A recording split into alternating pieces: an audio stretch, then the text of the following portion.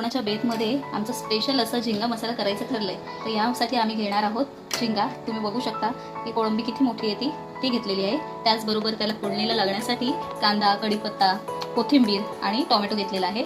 आलं लसूण पेस्ट घेतलेली आहे, चेचून घेतलेली आहे। त्याचबरोबर वाटपामध्ये आम्ही भाजलेला कांदा, खोबरं आणि कोथिंबीर टाकलेली आहे आणि याचं बारीक असं वाटप करून घेतलेलं आहे। तर आता फोडणीसाठी काय लागणार आहे ते बघून घेऊया। तर यासाठी आपण थोडंसं तेल गरम केलेलं आहे, त्याच्यामध्ये आलं आणि लसूण पेस्ट टाकलेली आहे आणि व्यवस्थित आपण शेकून घेऊ। त्यामध्ये कांदा आणि कढीपत्ता व्यवस्थित परतून घेऊ।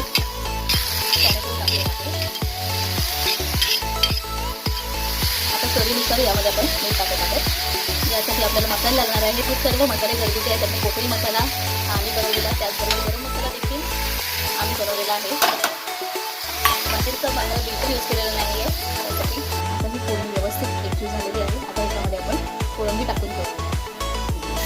आता कोळंबी टाकून मस्त फोडणीमध्ये आपण थोडं वाफायला ठेवू। किती मिनिटासाठी ठेवायचं?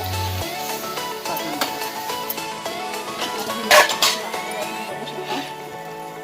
आता हे मस्तपैकी मसाल्यामध्ये वाफलेलं आहे। आता याच्यामध्ये आपण वाटण केलं ते टाकूया।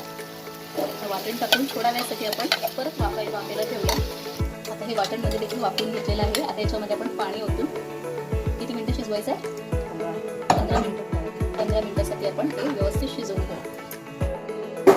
आपली झिंगा तयार आहे। आता कोळंबी मसाला तयार आहे।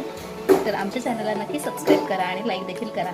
या रेसिपीसाठी देखील नक्की लाईक करा।